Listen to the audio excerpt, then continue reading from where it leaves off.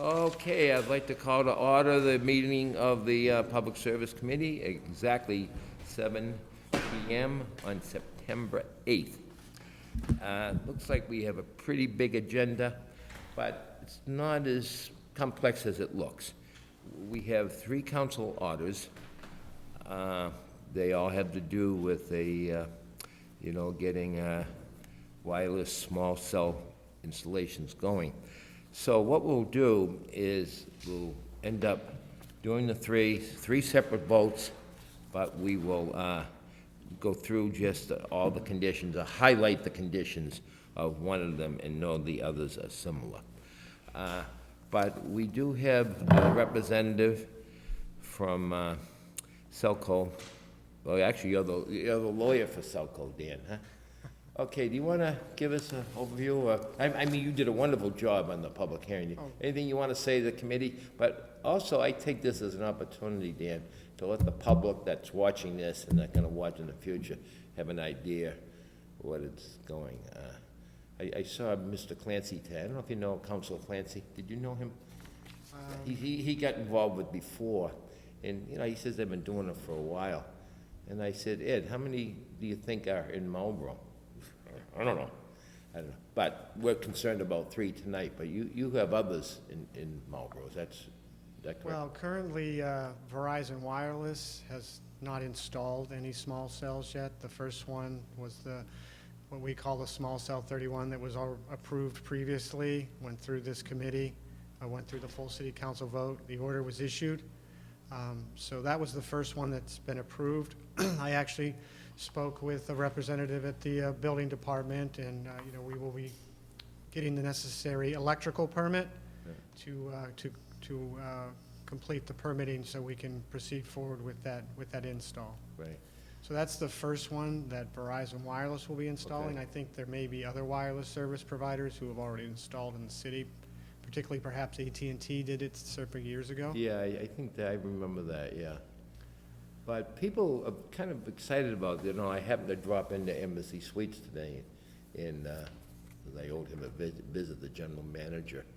And he was thrilled. But, the pole 7 is right out the main entrance to Embassy Suite. And he said, that's great, Don, because everybody is looking for better reception.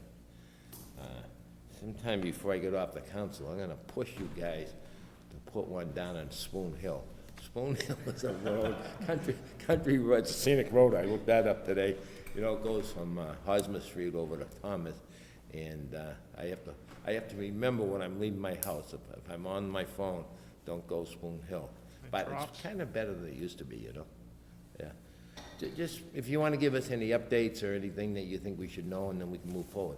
Yes, great, thank you. Thank you very much, Dan Klasnick, appearing on behalf of Verizon Wireless. I want to thank the committee for the opportunity this evening to continue the discussion of the proposal as we had reviewed at the last city council meeting in August. Verizon Wireless is proposing 3 additional small cell installations in and around really the Route 20 area. That's where Verizon Wireless has found the need, particularly in the city of Marlborough, for supplemental service. I think as we discussed, Verizon operates macro sites, the rooftops, the traditional telecommunications towers, and these types of facilities are really designed to fill in and deal with the capacity, because what we've found as more and more utilization occurs on the network, those existing macro sites that were sufficient initially during the deployment are no longer able. So as the demand on a cell site increases, the ability of it shrinks as far as its coverage and also its capacity. So these small cells, which are located on existing infrastructure, utility poles in the city right-of-way, are a really great way to supplement that service. And I think as we discussed at the city council meeting, it just consists of a single antenna, canister-style antenna that's mounted to the top, and then there's some other equipment that it's installed on the side of the utility pole. And the last thing that's really installed is a meter socket for the electric meter, because N-Grid requires, obviously, to track our electrical usage. The facilities, as I said, will be located in and around Route 20, which is a very busy corridor, and it's really something that the RF engineers have looked at and really worked hard to design this particular solution for that particular area, and we believe that it's something that will really benefit Marlborough, the customers for Verizon Wireless, obviously, public safety as well. So I think it's going to be a great addition, an attribute to the city, and a way to do it in a way that's really low impactful, in that, as I said, we're using that existing utility infrastructure. There's no ground equipment, there's no ground disturbance. So it's basically you bring in a bucket truck, you install the equipment, and then you move on, so. Yeah. I'm really quite pleased that we're going that route. By the way, members of my committee, for those that are watching at home, would be Councilor John Irish and Councilor Perlman. And we also have Councilor Sean Navin sitting in his seat, and Dave, way over there to my left. So what I'm going to do, move forward, and we're going to cover the three orders. The first order is 1008355, and that's the one at 123 Boston Post Road. The second order will be 1008356, and that's at 493 Boston Post Road, and that's really on Boundary Street. So I had a chance to go over and stitch this and see that. My favorite store over there, I ordered some winter apparel.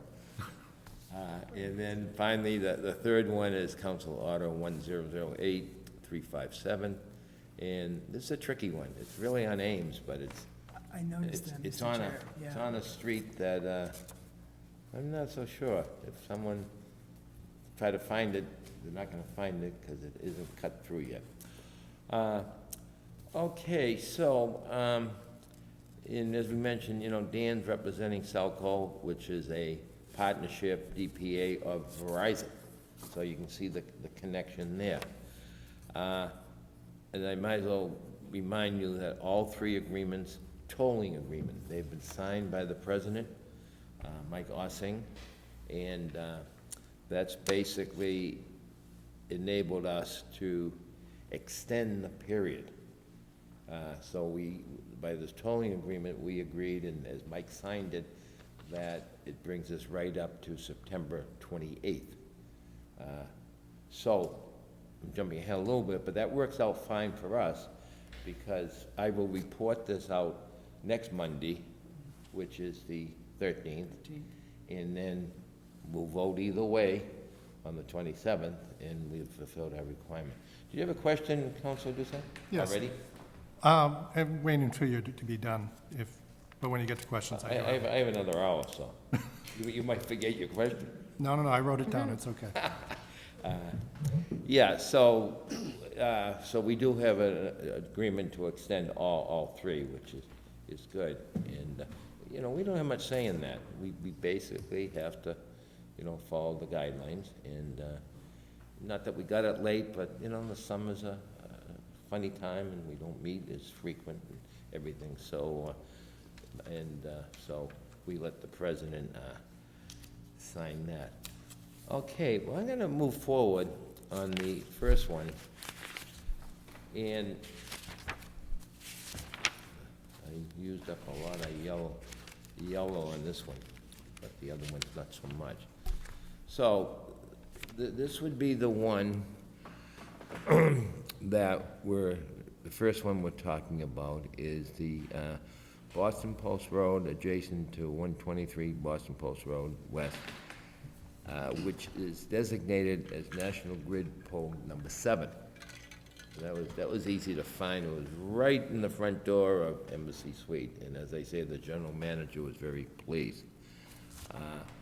So what I want to do is, I guess there's 15 conditions, and we'll kind of hit on every one, because that covers the other ones too. But, we start off by saying that, as usual, work will be done to satisfy the city council and the engineering division of the city public work. And by the way, Tom DePrecio, the city engineer, he gave me a memo today that he's talked to Dan, he's done his homework, and all his concerns and questions have been answered. So what he's basically saying you know, whatever in the conditions, move forward, we'll be all right. You know, and we have the other ones for the people at home there, you know, that the city is held harmless, you know, it's all the expenses and the damage done by these poles or the item falling off the pole, so that's no problem. It stays within the existing city ordinance, which Councilor, past President Clancy told me today that was a few years ago when we signed that, right, Karen? Okay, and then we get right into the conditions that we all perk up at. This Verizon shall not install its small cell facility on double poles. That's a no-no. In fact, we don't want any double poles at all. Okay, as far as all cutting and digging of the city streets is prohibited. Well, Councilor Landers? yes, Just a question about the double poles, more of a logistics question. Majority of double poles happen with a car accident, when the pole gets hit down. So if one of these poles get hit by a car and breaks, another pole gets in, how is that going to be addressed as far as the cell antenna? There's so many days, I believe they have. yeah, I think there's a. It is in the conditions, how many? It is in the conditions. There's a condition in there. Okay, thank you, I appreciate But, Dan, I imagine Verizon would get on that pretty fast. And I think somewhere in the condition there, if they had it, they could temporarily put it on another pole. Did I read that, did I make that up?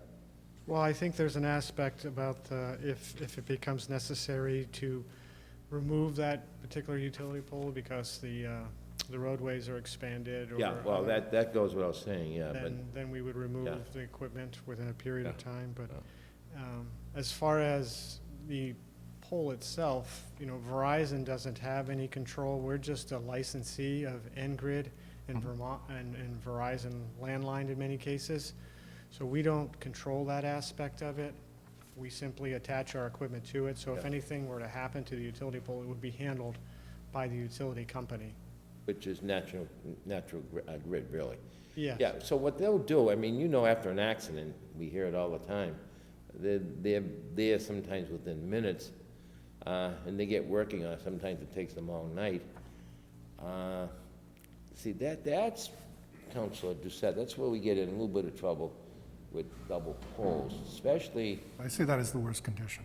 But yeah, what's that? I see that as the worst condition. Yeah, but basically, you can see that what happens, they put another pole in, they wire, that's what they actually do sometimes, they wire that broken pole, and, you know, these things only weigh, what, 40 pounds or something, they can move it and then wire it. You know, we none of us like double poles. Yeah. Would Verizon get them to act more quickly? But, you know, I'm not defending anybody, but part of the problem on our double poles is that you get a couple other vendors, you know, the cable people, that they have to, you know, move their wires. Right. I mean, National Grid, they're not the problem, because they're the top tier, and they usually get on it pretty good. But to get rid of the pole, they have to make sure, well, in this case, at Verizon, and then, you know, Verizon Cable also, and then, you know, Comcast, so. Right. It gets a little complicated, because the old days, you guys aren't old enough to remember, but we used to have fire alarms. We used to have red wires that went all around the city, and I remember my kids saying, hey, what's that?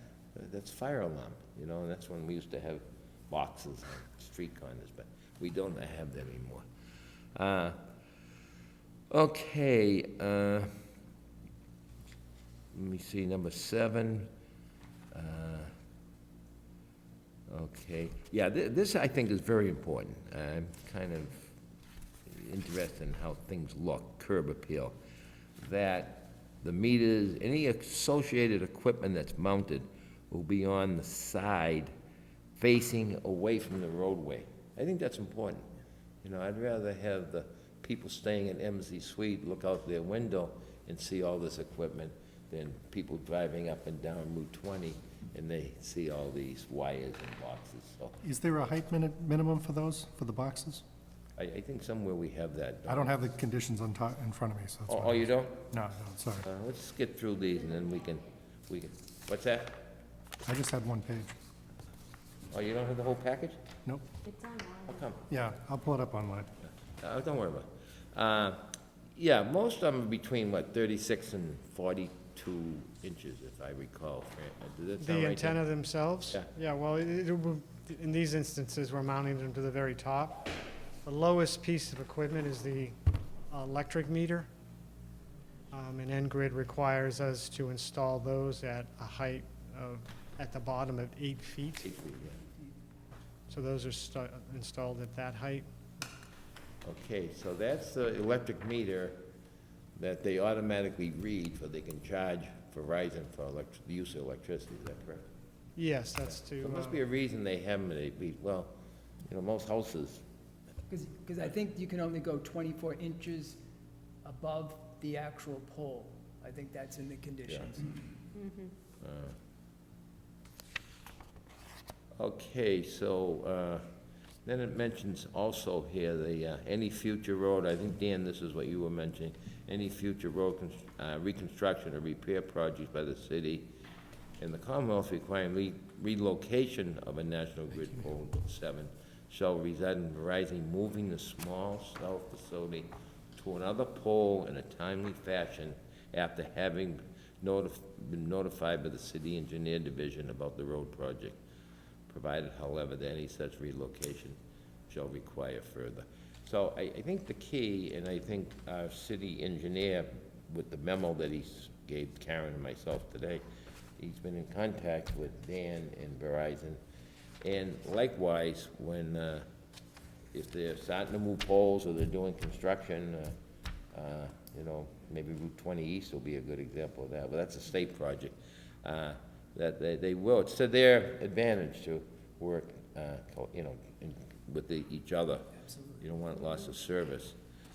I guess the next one is the one that surprised me a little bit. Well, you gotta provide the city engineering division with a written construction or installation schedule satisfied to the division. I think the next one surprised me a little bit, maybe I didn't read it 2 years ago. Prior to the commencement of the construction and the installation of the small cell facility, Verizon Wireless shall provide the city chief procurement office with a bond from a surety authorizing to do business in Massachusetts and satisfying the city CPO in the amount equal to the cost of removal of the small cell facility from National Grid pole, in this case, number 7. So evidently, that's been there right along, and the amount of the bond shall be the total estimated by the division plus an annual increase of 3% a year. I think I skipped over that in the previous ones, but that's a good one. Number 12, Verizon Wireless shall submit an affidavit in that the small cell facility remains in use and that the small cell facility remains covered by liability insurance, naming the city as an additional insured. Number 13, this is a good one. Number 13, that each year on July 1st, Verizon Wireless shall pay to the city of Marlborough an annual recertification fee of $250 for each year that the small cell facility remains in use. It doesn't seem like a lot of money, but that's not bad for a 40-inch unit that's sitting on top of a pole that doesn't bother anybody. But I think what we want to do is get 100 of them or 1,000 of them and let that build up. that's right. Yeah, so we'll see how that goes. And then number 14 is important too. If the small cell facility is no longer in use, it shall be removed by Verizon Wireless at its expense within 60 days. Correct. If the small cell facility is not removed by Verizon Wireless within 60 days of it no longer being used, Verizon Wireless shall pay a fine of $100 per day until such installation is removed by wireless. Now, I don't know if it's fair to ask you this question, Dan. How do we know whether one's being used or not? Well, I mean, Verizon Wireless will know. Yeah. And then be responsible for removing. But the we facility. wouldn't necessarily have any way Yeah, of... like with the Well, we commercial. have to give that affidavit every year. Oh, every year, but we wouldn't know for a year? Well, depending on when it occurred, Yeah, yeah, I okay, guess. yeah.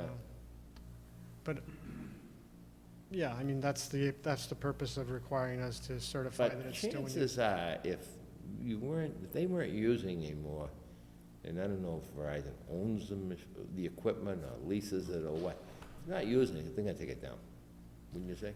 Yes, exactly, and I don't ever anticipate them not using these. I anticipate them needing more of these. Yeah. But I think that there are good mechanisms in here for the certification. We'd still be paying the fee Right. as well. So I think that those two mechanisms gives the city assurance that within a short time after it's no longer being utilized, you would receive notice. I mean, at most, it would be that if it happened on July 2nd or something, it would Right. happen the next July. And Right. when you consider the type of the installation, it's just occupying a part of the utility pole in any event, so. Mr. Okay, Chair? in the final condition... Mr. Chair? Yeah, let me just do this, and I'll get Okay. back to you. Yeah. And then 15, the failure by Verizon Wireless to comply with any of the above conditions to the satisfaction of the city council, of the city engineering division, or the CPO of the city, shall result in the city council review of Verizon's wireless petition granted herein. Okay, so those are basically the conditions, and I'm gonna swing right over to Councilor Doucette. Thank you very much, Mr. Chair. I just have a couple of questions. They're somewhat related to item 14, not directly, but how long do you think what's the life expectancy of these systems? 5 years, 10 years? Well, plus? I mean, this is a fairly new deployment, so all the facilities that have been deployed to date, they started perhaps back in 2014 or so, deploying these throughout the Commonwealth and the country. So, to my knowledge, they're all continuing to be operational. I mean, to the extent that something becomes defective or ceases to operate, they would look to replace it, because once this is part of our network, it becomes a necessary operational piece of that, so. Okay. I think they depreciated over a 10-year period Mhm. from an accounting perspective, Okay. so that might be considered the life of the equipment. Mhm. Yeah, that's probably a good sign. Yeah. Yeah. Councilor Doucette, other questions? Yeah, so obviously if something breaks, it's gonna have to get replaced.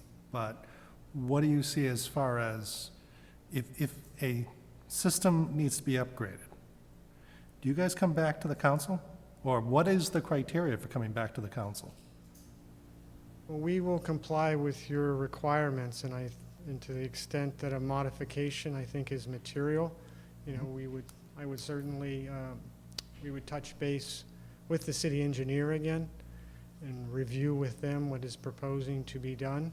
Right, I mean, this is unexplored territory, right? Yeah, We're exactly. doing new things here, so trying to understand, like, what's the criteria for you guys to come back? You know, like, when we had the other antennas, the bigger antennas coming up, you know, when the antenna got bigger, they'd come back, you know, because the casing was larger. We're at the opposite point of here, where things that seem to be getting smaller. So I'm just wondering, like, is this the last time we're gonna see you guys, until you just pay us $250 a year and have a nice life? Well, to the extent they materially modify the facility, as I said, and I'm trying to remember exactly your ordinance and whether there's provision in the ordinance for coming back to you in the event there's a material change.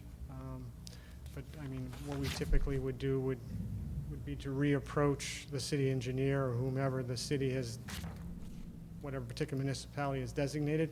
I know there are some communities where we are making some modifications, and the process we have followed is to go back to the permitting body and say, this is what we're doing. And in many cases, they feel that it's so de minimis that it's something that can be administratively reviewed. Yeah. But I would think if the city engineer felt that there was a substantial change to the facility, then that he would refer us back to this council. Okay. Okay. Okay. think I mean, we're- my only question to you know, the committee is, do we want to have that, any type of changes to the equipment would require revisiting, or just leave it to the engineer to make Well, that I decision? think it's obvious over the years, and even now particularly, we have such a good relationship with the engineering department at Department of Public Works, that when they see something that's a change, little change, not so much, if big change, they'd be right with us. Okay. Especially when we start pushing them to see how much revenue we're bringing in and stuff like that, so. Yeah. I think as long as we continue, and there's no reason why it shouldn't continue.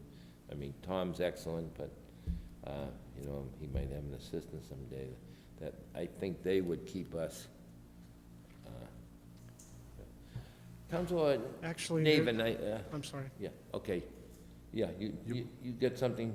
No, that was mostly the question, basically, as far as upgrades go. When do Let they me come ask back? my committee, Councilor Perlman, you have any I think he questions? was going to Oh, respond, and then I'm happy I was to- just looking back through my notes and looking back through your ordinance, and it actually specifically provides for this.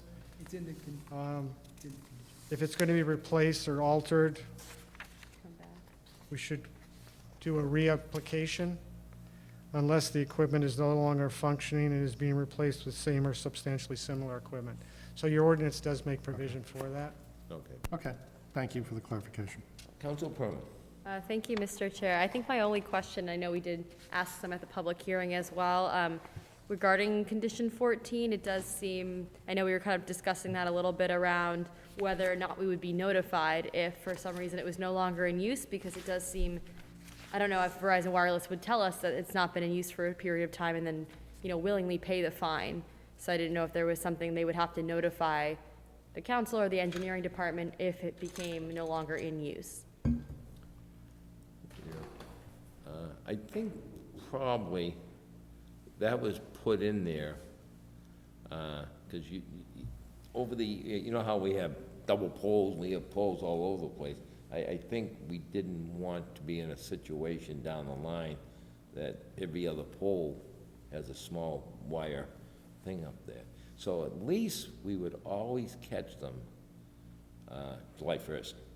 If they don't pay, so if they pay us on July 1st this year, 2021, and all of a sudden, next summer, July 1st, 2022, you know, if they, for some reason or other, don't pay us the $250, that's a light, you know, okay, why aren't you paying us? Well, we don't use it. Okay, you get so many days to get it down, if not, we fine you $100 a day. What we don't want our poles to be cluttered. You know, it can happen. Happen. And if I could follow up just to a question for the applicant around, if it wasn't in use, would it have a immediate impact on the service in that area, or because there's multiple, it wouldn't be as directly impacted in the short term? I mean, the idea is to load off and deal with that capacity. So I think what you would probably realize, you know, you would have much faster what they call throughput speeds, being able to download, upload text, and use your wireless device in that fashion. So I think you would see, and what they've identified, because they're proposing this, is there is this need for the facility. So I think you definitely would notice something. If you used it one day and it was operational and you came back in the next day, yeah, I think you would notice a substantial decrease in the speed. You might have trouble connecting to the network, all those types of items. Okay, no, I bring that up because I wonder, you know, if that did occur, Good if question. constituents would be contacting, you know, departments or counselors regarding that, and that would be another mechanism for us to know if it was down. Yeah. I don't know about you, I don't get many complaints about people having poor cell service, even though there are I have seen, pockets of I know them. there are, yeah, so. Yeah. As I say, the big one is Spoon Hill, and that was hot when we were trying to put a cell tower on top of the water tank there. That's when I first got on, so that was a long time ago, and still hasn't gone. Councilor Thank Irish. you, Mr. Chair. I wanted to go a little further on what Council Perlman was speaking with on. You must collect data, you must ping the item, the equipment to see if it's functioning, back and forth communicating. I'm thinking you probably collect data on that on a monthly basis, or? Yes, on an ongoing basis, Verizon Wireless has a whole team of technicians who do nothing but monitor the network, try and identify problem areas. Certainly if a site went down, they even drive vehicles that have all those devices and antennas and that's what they would have likely done in this instance too. They would have utilized that type of technology to identify these areas and then say, this is the spot where we need to put one of these small cells because this existing macros facility, which is, I think, over by 495, just can't handle the volume of traffic along Route 20, so, and, All right, thank you. It's funny you bring that up. I was talking to an individual today, and they know someone that works for a company, and there's several of them across the United States. Their job, I might apply for it, is to just drive around, and they have all this equipment on their truck. And it can tell you, what vendors, what they're doing, whether it's alive and stuff like that. And, of course, what they're doing is paying this company to go around check, to make sure that someone isn't using their facility or their wires or their something without, getting money. So technology is just an amazing thing today. Councilor Navin, up in Bolton Street, you probably have nothing but good reception up there. We have The excellent. police station is there, the hospital is there, the middle school's there, so you probably don't have any problem up in Bolton Street, do you? How else would all the sirens and the engines be able to drive by at all hours of the day and night? We have excellent reception. It is one of the benefits to living right in the heart of the city. Yeah, I guess so. Do you have any questions? I do not, thank you. Okay, Chair? yes. Yeah, if we're going to be complaining about cellular service within Marlborough, the other side of Route 20 is very, very poor, not only like near Fireflies, that area seems to be in a little bowl that doesn't get anything. Guaranteed to lose the connection there, and Farm Road is atrocious. So, I have lost many a connection in that Yeah. area. Farm Road is still tough, huh? Farm Road is still tough. Yeah, that's true. Yeah, So just as a heads up. thank you. that's interesting. Okay. Are we ready to move forward? We've gone through the conditions. I think we're satisfied with the conditions. We got the support of the engineering division. Absolutely. Yes. So, as I said earlier in our meeting, what I'd like to do is vote on this particular one at 123 Boston Post Road West, poll number 9, and see if we can vote on this to okay it. So would it just be a motion to approve or approve the tolling agreement, or just this, because the tolling agreement's already been done, correct? Well, We would just be approving this. this particular council order, and then we'll Okay. do the other two. Okay. But the other two, we're gonna, Yeah, because we went through the okay, conditions. so are you making a motion? I'm making a motion to approve order number 1008355. Okay, and I'll let my I colleague will, to the I right. will, I will second that, it. Mr. Chair. Okay, all in favor? Right, carries 3-0. Okay, so now, it's so easy, the consecutive, we go right down to order number 1008356. Now, this is the poll number 1 on Boundary Street. And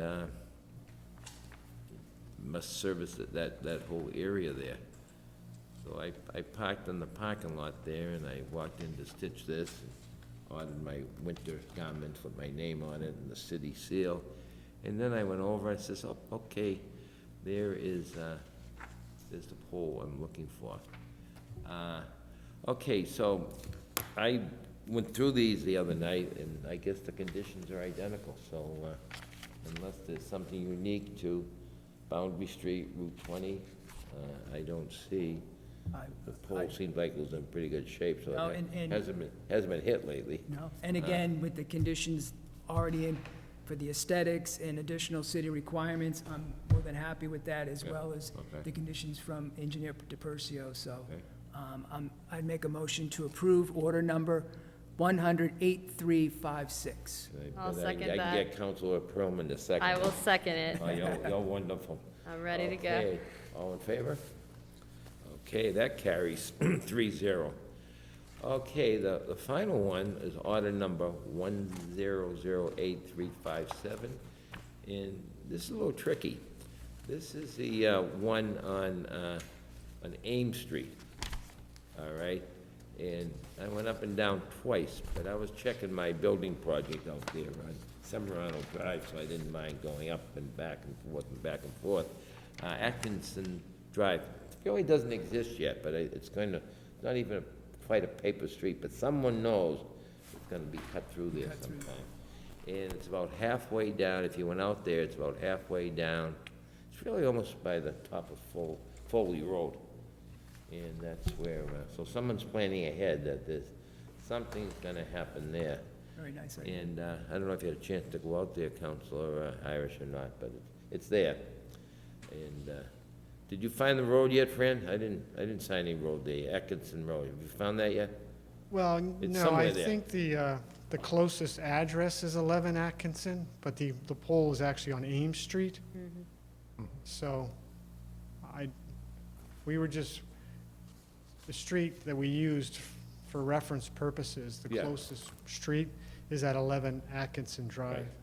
But the actual pole is, as shown in that photograph there, is Yeah, that's it, right there. is located on Ames Street. Yeah, And this is the one that we're, well, Ingrid will be replacing that pole. oh, okay. Yeah, Makes okay. sense. Okay, so what is your desire on this particular? I can make a motion to approve order number 1008357. Very good, and Counsel Irish, I do we have a will second? second that, Mr. Chair. Okay, all in favor? Right.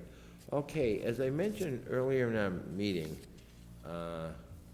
so the timetable would be, I will report this out Monday, which is the 13th, and we will come before the full council on the 27th. And whether it's up or down, we will vote that night.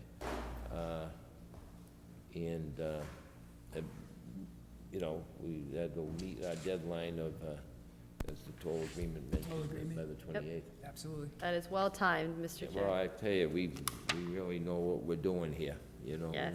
We don't fool around, see? That's We- right. We didn't take the summer off, we worked hard all summer, huh? Okay, Motion to adjourn? yes, what's that? Motion to adjourn? Okay, and I'll second that, I haven't done any work Yeah, you're tonight. welcome, hey. I might as well second that. Okay, all in favor of adjournment? 3-0. Okay, we are ending our meeting at 7, what's that? 38? 8:38. Very good, Mr. Chair. Yes.